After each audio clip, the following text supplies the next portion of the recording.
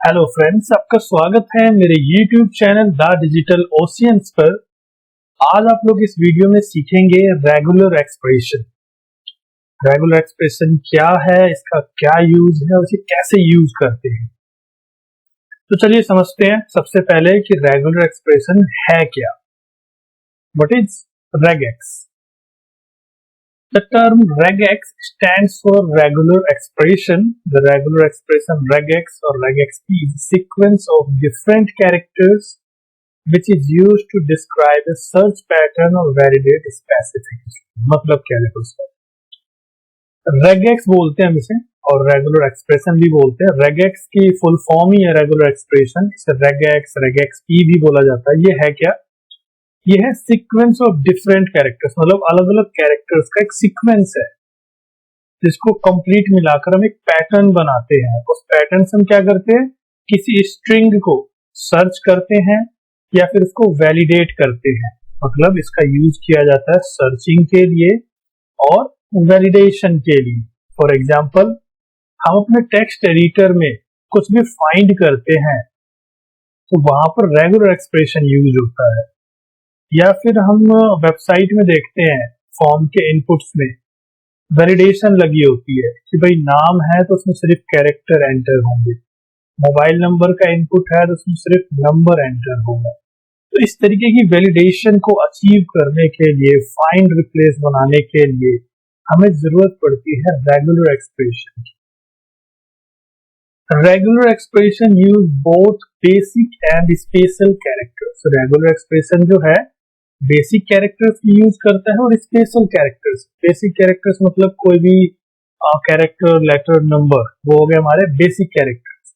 वहीं बात करें हम स्पेशल कैरेक्टर्स की तो @ कैरेट सिंबल, डॉलर सिंबल, कोई भी सिंबल, वो हो गया हमारा स्पेशल कैरेक्टर। तो रेगुलर एक्सप्रेशन दोनों का कॉम्बिनेशन यूज करता है।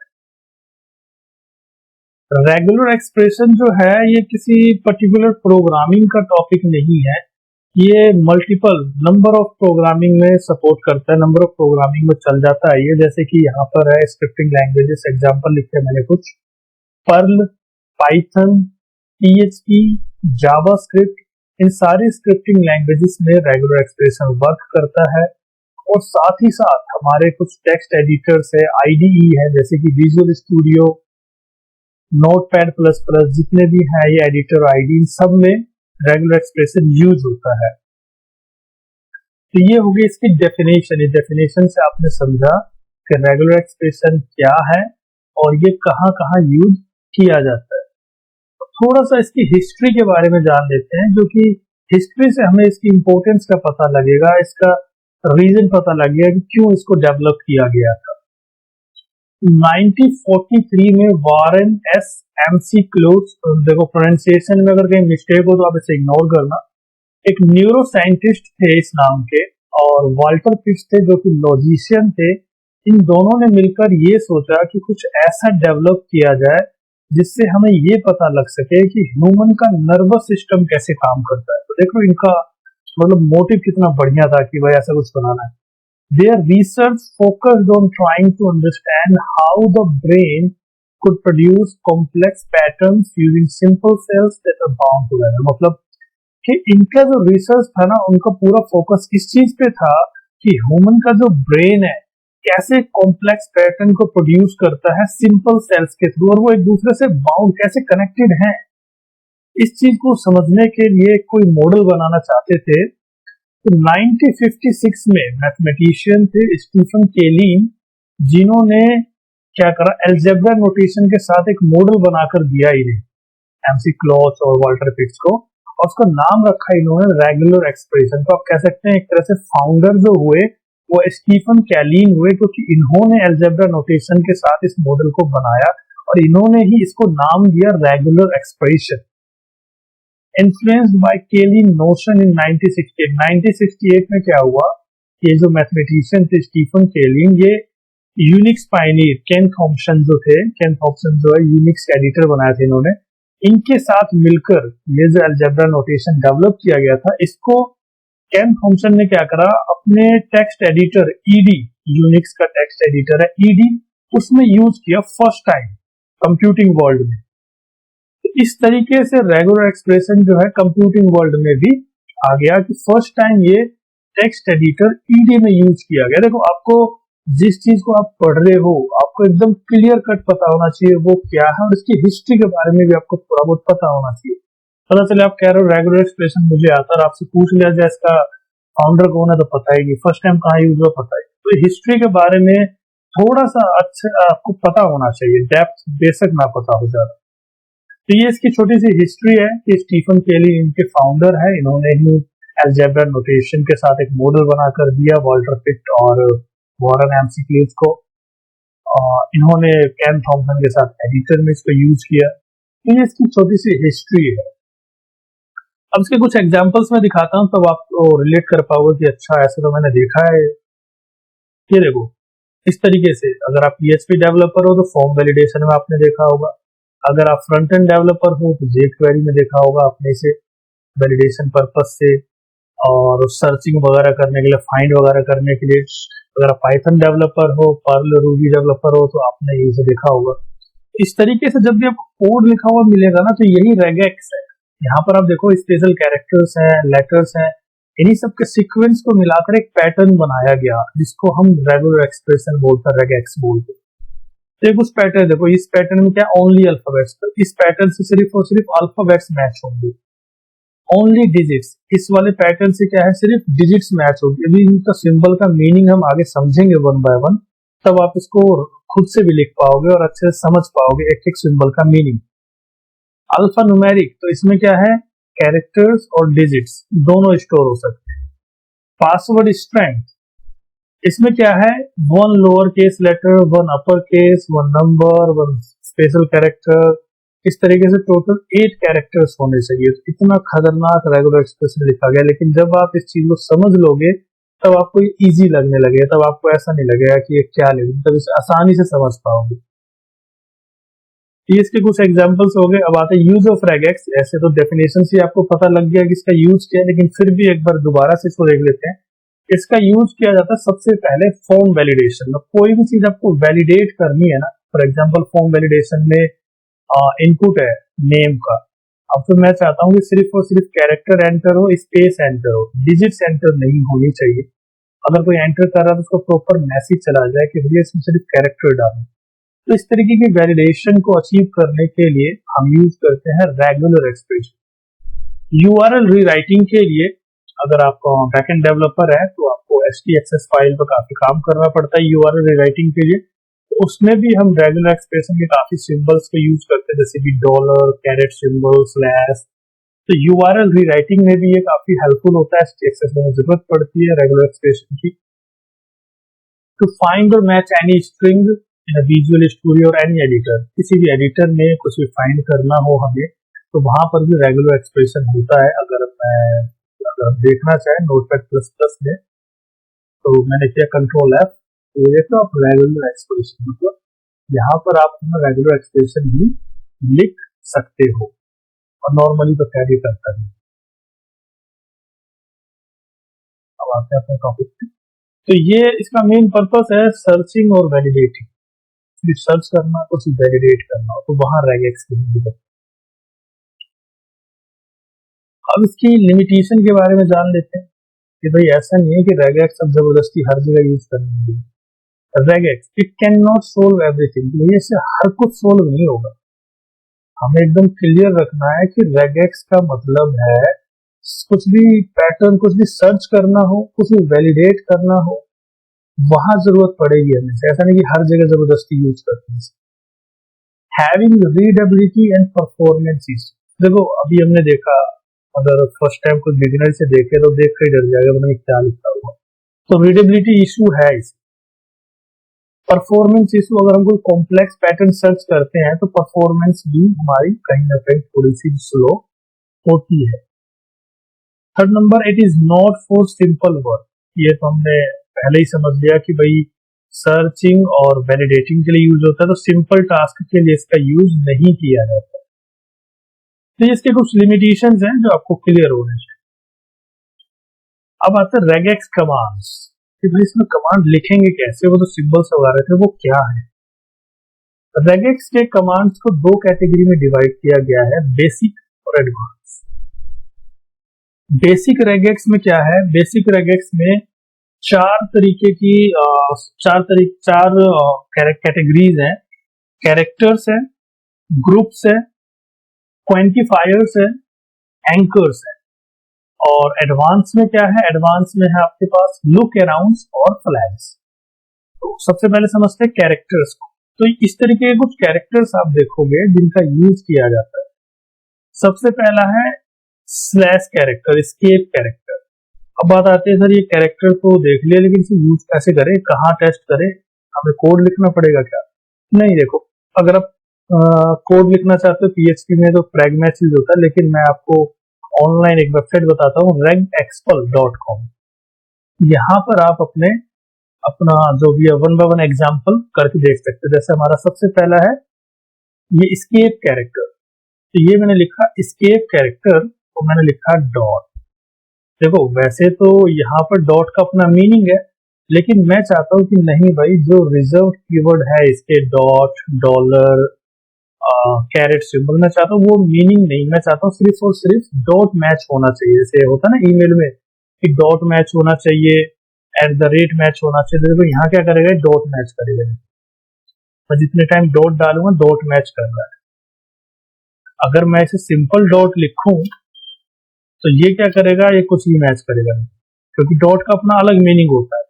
तो एस्केप कैरेक्टर का काम ये होता है कि रेगुलर एक्सप्रेशन में जो भी इसका रिजर्व्ड सिंबल है, जैसे कि डॉट, डॉलर, तो उस रिजर्व सिंबल के मीनिंग को हटाने के लिए कि भाई एज अ रिजर्व यूज ना हो, नॉर्मल यूज हो, मतलब ये नॉर्मली डॉट यूज हो। तो ये देखो क्या कर रहा है, डॉट मैच कर रहा है।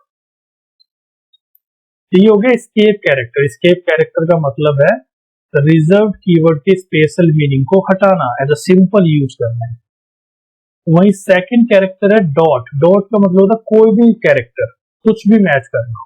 अगर मैंने सिंगल डॉट लिखा तो ये देखो सिंगल 1 by 1 कैरेक्टर को मैच कर रहा है, दिखा रहा ना 5 मैचेस, मतलब ये 5 टाइम L को मैच कर रहा है। अगर मैं लिखता हूँ डबल डॉट, तो ये डबल डॉट ऐसे दो दो के उसमें पार्टीशन में मैच करेगा। देखो कुछ भी जो लिखोगे, कुछ डॉट का मतलब होता है एनी कैरेक्टर, कुछ भी मैच करेगा। आप सिंगल लिख रहे हो तो सिंगल कैरेक्टर मैच करेगा, डबल डॉट लिख रहे हो तो डबल कैरेक्टर मैच होंगे एक साथ, ट्रिपल डॉट लिख रहे हो तो 3 कैरेक्टर मैच होंगे एक साथ। तो ये हो गया डॉट कैरेक्टर का मीनिंग। थर्ड नंबर है /s, व्हाइट स्पेस। ये मैच करता है स्पेस को, मतलब कहीं पे भी अगर ऐसे लिखा है तो ये देखो मैच करेगा स्पेस को। मैंने एक स्पेस दिया, मैच हो गया। फिर मैंने कैरेक्टर लिखा, देखो ये मैच हो गया। फिर मैंने एक स्पेस दिया तो मैच हो गया, दिखा रहा है 2 मैचेस। तो ये क्या कर रहा है, स्पेस को मैच करता है। /s का मीनिंग है ये स्पेस को मैच करेगा। अगर कैपिटल S लिख दोगे तो ये क्या करेगा, स्पेस को मैच नहीं करेगा, उसके अलावा मैच करेगा। मतलब ये वर्ड को मैच कर रहा है, देखो स्पेस को मैच नहीं कर रहा है। अगर स्पेस दे रहा हूँ तो इसको मैच नहीं कर रहा। तो जनरली जो यूज होता है वो ये यूज होता है, ये /s। जब भी हम ऐसा करते हैं ना कि भाई कोई भी नाम डाले तो नाम में कैरेक्टर और स्पेस यूज हो जाए और कोई सिंबल यूज ना, तो वहां पर हमें इसकी जरूरत पड़ती है /s की।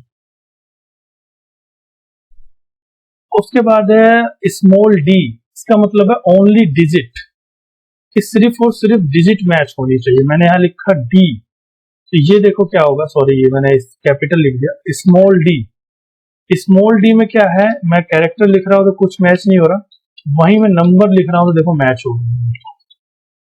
तो d है ओनली डिजिट, कि अगर ओनली डिजिट मैच करना हो तो हम लिखते हैं d। कैपिटल D इसका अपोजिट है।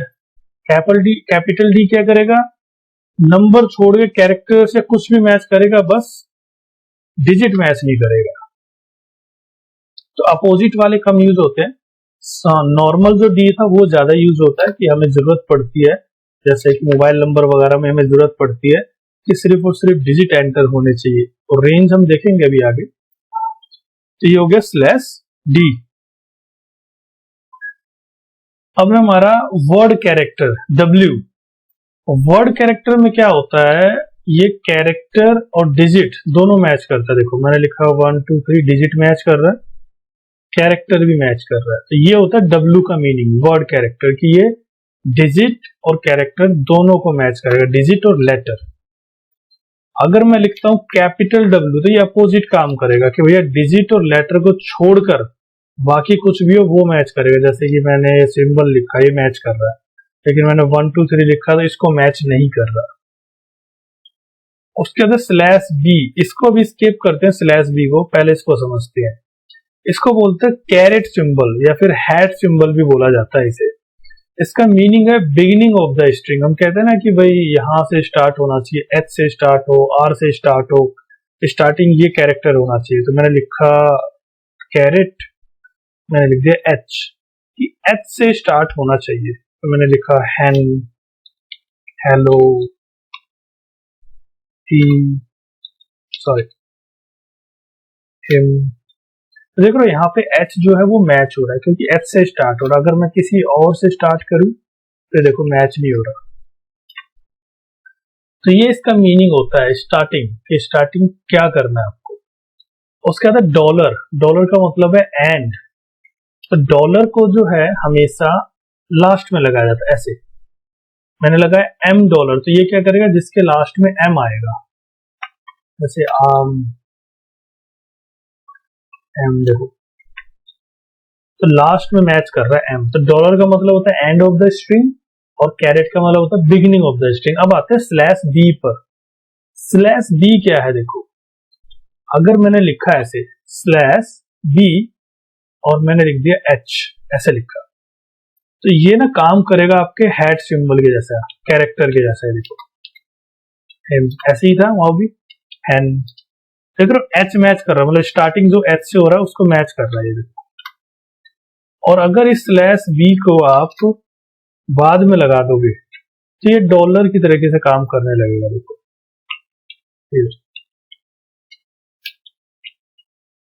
और अगर आप इसको स्टार्टिंग और जैसे मैंने लिख दिया कैट, स्टार्टिंग और लास्ट दोनों में लगा दोगे तो ये एग्जैक्ट मैच करेगा कि भैया जो वर्ड है वो एग्जैक्ट मैच होगा। अगर मैं लिखूं ऐसे कैट और फिर कुछ लिखूं तो मैच नहीं होगा। तो ये होता है स्लैश बी का मीनिंग, मतलब ये डॉलर का काम भी करता है, कैरेट सिंबल का काम भी करता है। ये थोड़ा सा बिगनर के लिए कंफ्यूजिंग होता है, इसलिए मैंने बोला इसे स्किप कर देना आप। जो ज्यादा यूज होगा आपको प्रैक्टिकली वो यूज होगा ये carat symbol, dollar symbol, escape character, dot character, slash S white space, slash D digit, slash W word character. ये सिंबल्स जो ये कैरेक्टर जो है ज्यादा यूज होंगे प्रैक्टिकली। अब चलते हैं अपने नेक्स्ट पे। नेक्स्ट है आपका ग्रुप्स। ग्रुप में मैचिंग करना होगा। अभी तक ऊपर क्या था, सिंगल हम मैच कर रहे थे, सिंगल कैरेक्टर। अब मैं चाहता हूं ग्रुप में मैचिंग करनी है। तो ग्रुप में मैच करने के लिए हमारे पास सबसे पहला ब्रैकेट है एरे ब्रैकेट। एरे ब्रैकेट में क्या होता है, अगर एरे ब्रैकेट में कुछ भी लिखते हैं तो वो तीनों कैरेक्टर इंडिविजुअली मैच होंगे। कैसे, देखो इसका ऐसे प्रैक्टिकली ज्यादा समझ में आएगा, डेफिनेशन से नहीं समझ पाएंगे आप। मैंने यहाँ पे लिखा ये एरे ब्रैकेट, जैसे मैंने लिखा ए बी सी, तो ये क्या करेगा, ए भी मैच करेगा, बी भी और सी भी। ये देखो ए मैच किया इसने, बी मैच किया, सी और दोनों मैच करे। तो इसके अंदर जो भी लिखा होता है ना वो इंडिविजुअली ईच कैरेक्टर मैच होता है। जैसे दिखा ना 4 मैचेस, मतलब ए मैच हुआ, बी मैच हुआ, सी और ए मैच हुआ। तो ये क्या कर रहा है ग्रुप में, मतलब इन तीनों का एक एक कैरेक्टर इंडिविजुअली मैच करवा रहा है। तो ये हो गया आपका एरे ब्रैकेट। और ऐसे भी लिखा होता है, जैसे मैंने एग्जांपल में लिखा है कि बिफोर आफ्टर भी कुछ लिख दिया मैंने। जैसे मैंने यहाँ लिख दिया कि x और यहाँ मैंने लिख दिया r। तो ये क्या करेगा, ऐसे मैच करेगा x a r, x b r, x c r, ऐसे मैच करेगा ये। मतलब पहले जो लिखा है वो, फिर ब्रैकेट में जो लिखा है वो, और फिर लास्ट में जो लिखा है वो। अगर मैं ऐसे लिखूं a b c r तो मैच नहीं करेगा। x होना चाहिए, x लिखूंगा तो मैच करेगा, और वो भी ग्रुप में मैच नहीं करेगा, ऐसे मैच करेगा। तो एरे ब्रैकेट में क्या होता है, अगर एरे ब्रैकेट में कुछ भी लिखा है तो उसका ईच कैरेक्टर, हर एक इंडिविजुअल कैरेक्टर मैच होता है। सेकंड नंबर है एरे ब्रैकेट में ये सिंबल, कैरेट सिंबल। अब देखो अगर आप इंडिविजुअली कैरेट सिंबल यूज करते हो तो उसका मीनिंग होता है बिगिनिंग ऑफ द स्ट्रिंग, लेकिन अगर आप ब्रैकेट के अंदर यूज करते हो इसका सिंबल होता है नॉट, मतलब नॉट कि ये नहीं होना चाहिए। तो इसलिए इस चीज का ध्यान रखना पड़ा, इसमें बारीकी वाली चीजें हैं रेगुलर एक्सप्रेशन में। यहां मैंने लिख दिया नॉट,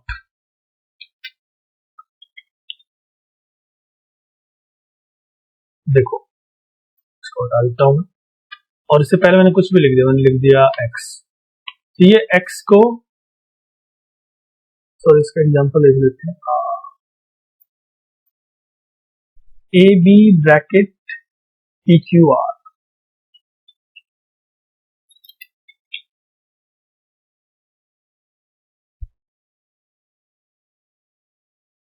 नहीं, मैंने गलत लिख दिया हूं, A P P Q R. इसको जरा कॉपी कर लेते हैं, मैं हो सकता है कुछ गलत लिख रहा हूं मे भी मैं, इसलिए मैच ना हो रहा हो। अब लिखते हैं जरा, ए बी मैच नहीं हो रहा, मल्टीप्लाई इग्नोर केस। अब देखो अब मैच हो रहा है। पहले क्या था कि मैं कैपिटल में लिख रहा था और मैच कर रहा था, मैच नहीं हो रहा था। अब अगर मैं यहां पर लिख कर देखूं एक्स सी,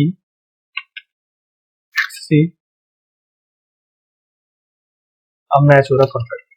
तो मतलब इसका क्या मतलब होता है कि ब्रैकेट में अगर आपने ये सिंबल लगा दिया ना, तो वो क्या करेगा कि ब्रैकेट में जो भी कैरेक्टर लिखा है वो नहीं होना चाहिए, उससे पहले जो है वो होना चाहिए।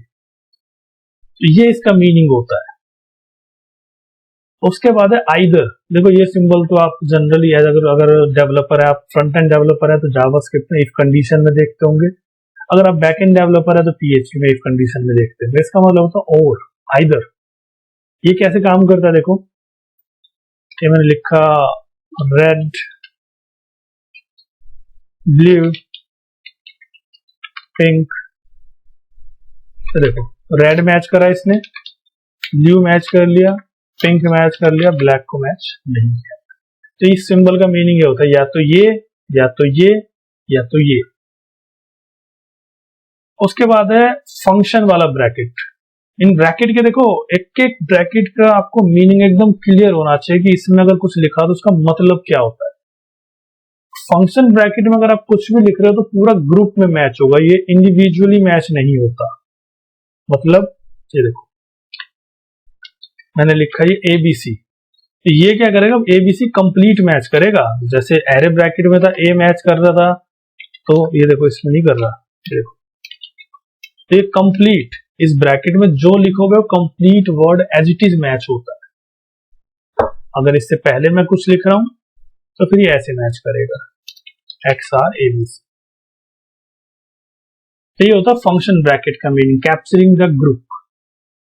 अगर ऐसे लिखा हुआ मिलता है आपको ए हाइफन जेड, ये क्या करेगा, जितने भी स्मॉल केस लेटर होंगे ए से लेकर जेड तक उसको मैच करेगा। देखो मैं करके दिखा देता हूं, ये काफी अच्छी वेबसाइट लगी, यहाँ पर बड़ा इजीली चेक हो जाता है। ये देखो मैं लिखा ए जेड, तो ए जेड में क्या कुछ भी मैं लिखूंगा ए टू जेड के बीच में वो मैच होगा। अगर मैं कैरेक्टर लिखूंगा तो मैच नहीं होगा। तो होता है ना ओनली अल्फाबेट वाला जो हम पैटर्न बनाते हैं, उसमें सिंबल यूज होता है ए टू जेड। वहां पर हम लिखते हैं कि भैया ए से लेकर जेड के बीच में कुछ भी डालो वो लूंगा मैं, लेकिन नंबर नहीं लूंगा। अगर कैपिटल लिखा हो तो ये कैपिटल मैच करेगा। 0 to 9 का मतलब है डिजिट मैच करेगा। अगर मैं इसको लिखूं 0-9 तो ये डिजिट मैच करेगा सिर्फ। तो ये मोबाइल नंबर में लगी होती वैलिडेशन की हुई है, सिर्फ डिजिट एंटर हो, कैरेक्टर एंटर ना हो। अगर हो रहा है तो उसको एरर मैसेज थ्रो हो जाए। अब चलते हैं अपने नेक्स्ट की तरफ। नेक्स्ट हमारा क्वांटिफायर्स। क्वांटिफायर्स में क्या होता है, हम क्वांटिफायर्स में बताते हैं हाउ मेनी टाइम्स, कि एक बार आएगा कैरेक्टर, ये 2 बार आएगा, कितने बार आएगा, कितने मतलब टाइम्स। तो सबसे पहला है एस्टरिस्क सिंबल, इसका मतलब होता है 0 और मोर, या तो 0 या फिर उससे ज्यादा। प्लस का मतलब है कम से कम 1 और फिर उससे ज्यादा। क्वेश्चन मार्क का मतलब है 0 और 1। जैसे देखो दिखाता हूँ इसका मतलब, मैंने यहाँ लिखा, इसी का एग्जांपल से बताता हूँ। जो मैंने लिखा BR, मैंने लिखा एस्टरिस्क, तो इसने BR मैच किया, BRRR ये भी मैच कर दिया, क्योंकि मैंने लिखा 0 और इसमें क्या है 0 और मोर। तो देखो 0 मोर में क्या है, बी लिखूंगा तो भी मैच करेगा, आर नहीं करेगा, सिर्फ बी मैच करेगा और बी आर। तो ये होता है 0 और मोर। 0 में क्या हो रहा है, बी भी मैच कर रहा है, आर हो चाहे ना हो लेकिन बी को मान रहा है। अगर मैं स्टार की जगह प्लस लगा दूंगा ना तो बी मैच नहीं करेगा। बी आर प्लस का मतलब है कम से कम बी आर एक होना चाहिए, एक होना चाहिए, और मल्टीपल तो करेगा ही, तो बी मैच नहीं करेगा। और अगर क्वेश्चन मार्क लगा दूं तो इसका मतलब हो जाएगा कि भाई या तो एक, या तो 0, या तो 1, ये मल्टीपल मैच नहीं करेगा। या तो बी मैच करेगा, बी आर मैच करेगा, मल्टीपल मैच नहीं करेगा। उसके बाद अगर करली ब्रेसिस में एग्जैक्ट देना है कि भाई कितने तक मैच करवाना है, तो वो होता है ऐसे, मैंने करली ब्रेसिस में लिख दिया 3, जिसमें 3 आर होंगे सिर्फ वो मैच होगा, बाकी मैच नहीं होंगे। उसके बाद है कि भाई मिनिमम, जैसे होता है ना कि हम इनपुट वगैरह में लगा देते हैं नेम में कि भाई मिनिमम 3 कैरेक्टर इनपुट होने चाहिए और 3 से ज्यादा भी हो सकते हैं, तो मैंने कोमा लगा दिया। तो ये क्या करेगा, मिनिमम 3 और मैक्सिमम कितनी होगी, जैसे देखो मैंने इस पे लिख दिया मिनिमम 3 हो गए, अब मैक्सिमम उससे नीचे है 4, 5। तो जो हम अल्फाबेट वाला बनाते हैं उसमें ऐसे कुछ यूज करते हैं कि अल्फाबेट एंटर हो, और लिमिट भी लगा सकते हैं कि 3 कैरेक्टर हो कम से कम। ऐसे मोबाइल में लगाते हैं, एग्जैक्ट लगाते हैं मोबाइल में तो 10 डिजिट हो कम से कम। तो ये होता है उसके लिए। ऐसे मिन मैक्स भी लगा सकते हो आप कि भाई मिनिमम इतना होना चाहिए, मैक्सिमम इतना होना चाहिए, इससे ज्यादा नहीं होना चाहिए। तो ये हो गया हमारे क्वांटिफायर्स। क्वांटिफायर्स में हम ये देखते हैं कि कितने, हाउ मेनी टाइम्स। इसके बाद है हमारे एंकर्स। ये एंकर्स जो हैं इसके कुछ सिंबल तो हमने ऑलरेडी पढ़ लिए, जैसे कि कैरेट सिंबल ऑलरेडी पढ़ लिया हमने, beginning of the string. Dollar हमने पढ़ लिया, end of the string. Slash A हमने पढ़ लिया, beginning of the string. Slash G, beginning of the match. तो ये हमने ऑलरेडी पढ़ लिए, लेकिन फिर भी आप इसे देखना चाहें तो सेम ही है, बस आपको सिंबल का मीनिंग पता होना चाहिए। ये है थोड़ा सा एडवांस। देखो लुक अराउंड, ये सिंबल थोड़े से बिगिनर्स के लिए ना काफी, लेकिन है बहुत सही चीज है। लुक अराउंड क्या है भाई, हमने पढ़ लिया, रेंज पढ़ लिया हमने इंडिविजुअल भी देख लिया, हाउ मेनी टाइम्स भी देख लिया।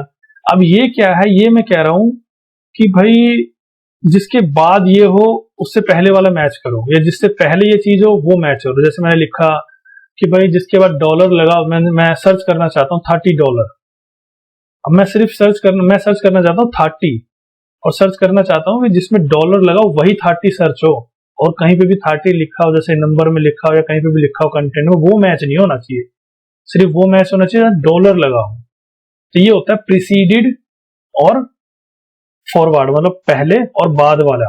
लुक अहेड, लुक बिहाइंड बोलते हैं। बिहाइंड तो चलेगा नहीं हमारे जावास्क्रिप्ट में, तो इसको दिखाता हूं करके। देखो मैंने लिखा यहाँ पे x question mark equal to y है ना, मैंने यहाँ लिखा 30 क्वेश्चन मार्क इक्वल टू $।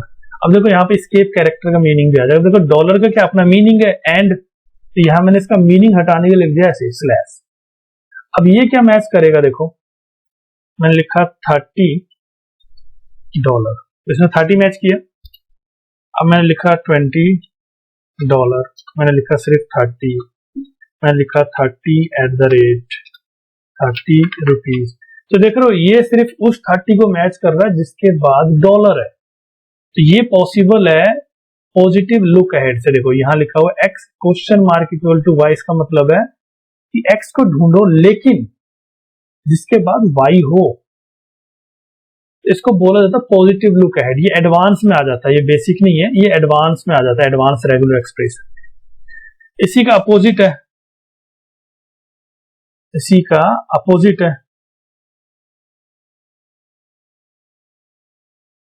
इसका अपोजिट क्या है। देखो मैं चाहता हूं कि भाई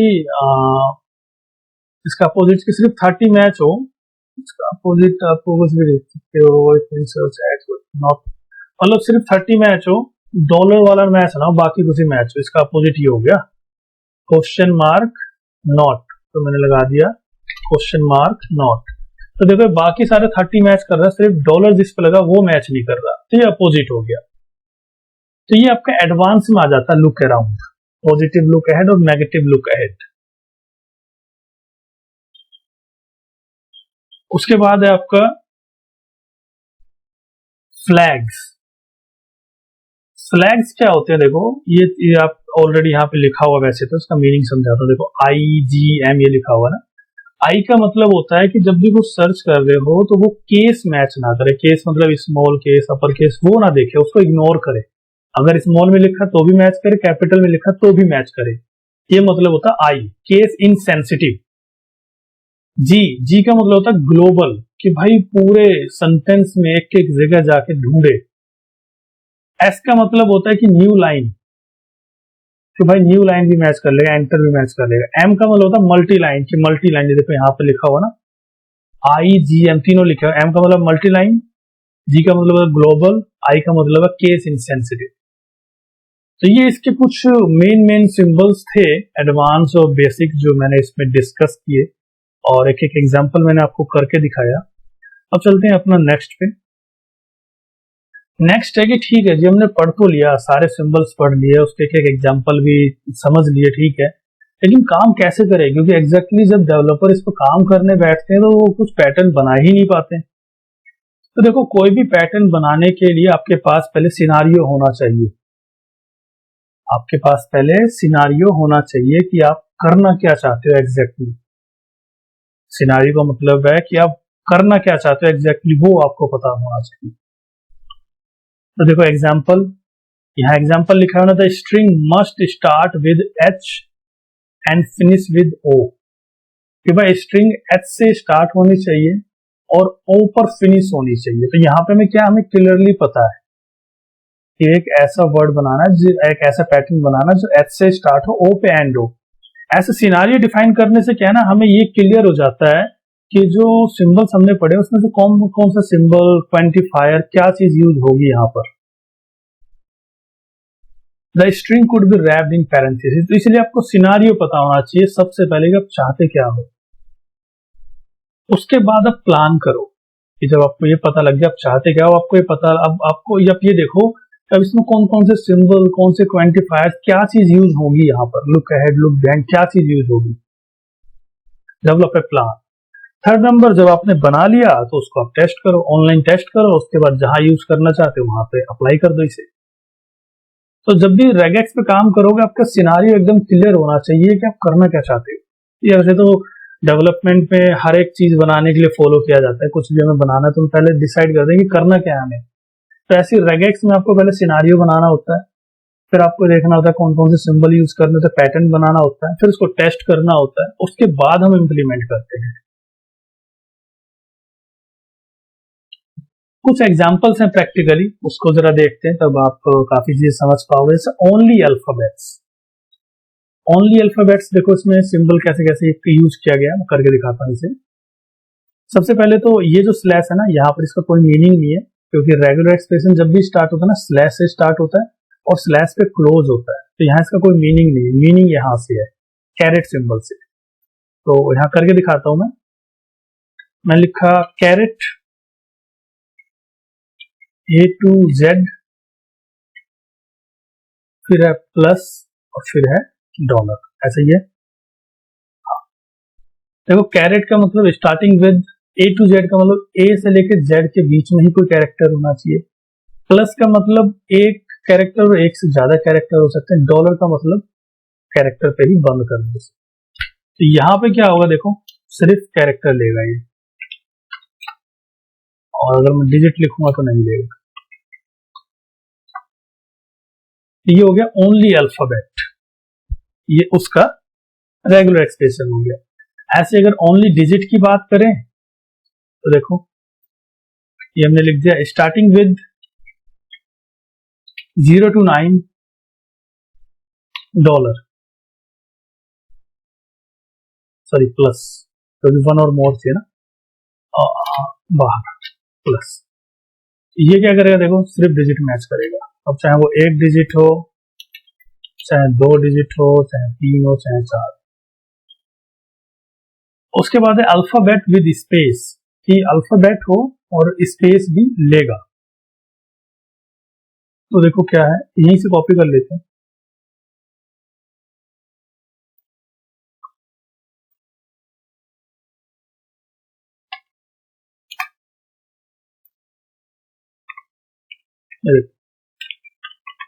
ये स्पेस भी ले रहा है, स्पेस को भी मैच कर रहा है। कुछ बंदे ऐसे भी करते हैं, सिंपल ऐसे स्पेस दे दे तो ये भी चलेगा, लेकिन ये सही प्रैक्टिस नहीं है। आप सिंबल यूज करो, जो सिंबल जिसके लिए बना है, जो कैरेक्टर जिसके लिए बना। उसके बाद आपका अल्फा न्यूमेरिक, तो देखो देख के समझ में आ जाएगा। ए टू जेड मतलब स्मॉल और कैपिटल कुछ भी, 0 to 9 कोई भी डिजिट, अंडरस्कोर, ये हो गया अल्फा न्यूमेरिक। इसी को देखो कोई चीज करने के नंबर ऑफ तरीके होते हैं। कोई हो सकता है कोई बड़ा पैटर्न लिख दे, कोई एक्सपर्ट होगा कोई छोटा पैटर्न लिख दे। देखो एक एक्सपर्ट है, इस एक्सपर्ट ने ऐसे भी बताया है कि भाई स्लैश डब्ल्यू का मतलब क्या है कि कोई भी कैरेक्टर, कोई भी डिजिट, तो हमें इतना लंबा लिखने की जरूरत नहीं है, सिर्फ डब्ल्यू लिख दिया प्लस $। तो इसने क्या करा, बड़ा शॉर्ट पैटर्न बना दिया। तो ये करते करते प्रैक्टिस आपको समझ में आने लगेगा कि ये ज्यादा लंबा लिख दे, इसको ऐसे शॉर्ट कर सकते हैं। तो आपको शुरू में जैसा समझ में आप वैसा करिए। ओनली 10 डिजिट, तो देखो स्टार्टिंग विद डिजिट, करली ब्रेसिस हमने 10 लिख दिया, मतलब कि 10 डिजिट होने चाहिए। इंडियन मोबाइल नंबर वैलिडेशन, तो यहां हमने लिखा कि भाई स्टार्टिंग जो है ना 6 से होनी चाहिए, 6, 7, 8, 9, 6 से 9 के बीच होनी चाहिए, सिर्फ डिजिट होना चाहिए और 9 डिजिट होना चाहिए। 9 मतलब एक इसका और 9 अलग से, टोटल 10 डिजिट होंगे। स्ट्रॉन्ग पासवर्ड, इसमें क्या है कि minimum 1 lower case, minimum 1 upper case, minimum एक डिजिट, एक लोअर केस, एक अपर केस, इस तरीके से। और मिनिमम 6 कैरेक्टर होना चाहिए, मैक्सिमम 12 कैरेक्टर का पासवर्ड होना चाहिए। ऐसी ईमेल वैलिडेशन के लिए, तो ये जब आपको नॉलेज हो जाएगी तो आपको बड़ा इजी लगेगा इस पैटर्न्स को समझना। इसके बाद देखो कुछ वेबसाइट्स का रेफरेंस मैं आपको देता हूं, जहां से आप बड़ा प्रैक्टिस कर सकते हैं आसानी से। जैसे कि सबसे पहले रेगेक्स स्केच इंजन, ये काफी अच्छी वेबसाइट है, इस पे गए हम। तो इसमें देखो दिखा रहा है डॉट, कि भैया डॉट ऑपरेटर का यूज करके, मतलब डॉट सिंबल का यूज करके आप इन चारों को मैच करो। तो देखो बहुत सिंपल है, और इसमें सॉल्यूशन भी दे रखा है कि अगर आपको नहीं आता सॉल्यूशन देख लो। तो बहुत सिंपल है, देखो 1, 2, 3, 4 डॉट है, क्योंकि मैं ऑलरेडी कर चुका हूं तो मुझे पता है। हाँ, इसमें देखो BEA से कर रखा है, तो BEA डॉट, अगर 4 डॉट करेंगे तो भी ठीक है। तो ऐसे आप सॉल्यूशन भी देख सकते हैं यहाँ से। अब ये दिखा रहा है कि रेगुलर एक्सप्रेशन बनाओ जो कोई ET पे खत्म हो, तो डॉट ET, देखते हैं इसका सॉल्यूशन। हाँ, डॉट ET है। तो इस तरीके से देख रहे हो, बड़े छोटे छोटे से दे रखे हैं एग्जाम्पल। डॉट है, तो उसका एस्ट्रिस्क है, तो उसका क्वेश्चन मार्क है, फिर प्लस है, फिर और सिंबल है। तो इसमें देखो जितने सिंबल्स हैं, हम सारे सिंबल्स पे ना कुछ एक एक एग्जांपल दे दिया और सॉल्यूशन भी दे दिया, तो आपको काफी आसानी होगी रेगुलर एक्सप्रेशन को समझने में। उसके बाद है ये रेगेक्स1, इस रेगेक्स1 पे गए। यहां पर भी देखो, यहां पर क्या है, यहां पर ये कह रहा है कि भाई ऐसा कोई पैटर्न लिखो जिससे सब मैच हो जाए। तो देखो आप यहां लिख सकते हो ABC, क्योंकि ABC कॉमन है, फिर डॉट और फिर एस्ट्रिस्क। डॉट एस्ट्रिस्क का मतलब ये डॉट का कि कितने भी कैरेक्टर हो, 0 और मोर, तो इसमें सारे मैच कर लिए। तो ये यहां से भी आप प्रैक्टिस कर सकते हो। और एक ये W3 रिसोर्स की वेबसाइट है, ये भी काफी अच्छी वेबसाइट है। यहाँ पे पाइथन के एग्जाम्पल है, लेकिन आप उसको कन्वर्ट करके कर सकते हो। पैटर्न बनाने वाली बात है, पैटर्न बना सकते हो, और इसमें सॉल्यूशन भी दे रखा है, तो आपको काफी इजी होगा करना। तो ये हमारा रेगुलर एक्सप्रेशन था। ये काफी हेल्पफुल होता है, काफी यूजफुल होता है डेवलपर के लिए, चाहे वो फ्रंट एंड डेवलपर हो, चाहे वो बैक एंड डेवलपर हो। तो अगर आपने इस वीडियो से कुछ सीखा हो तो आप इस वीडियो को लाइक करिए, चैनल को सब्सक्राइब करिए और बेल आइकन को प्रेस करिए मेरी ऐसी ही वीडियो की नोटिफिकेशन के लिए। Thank you.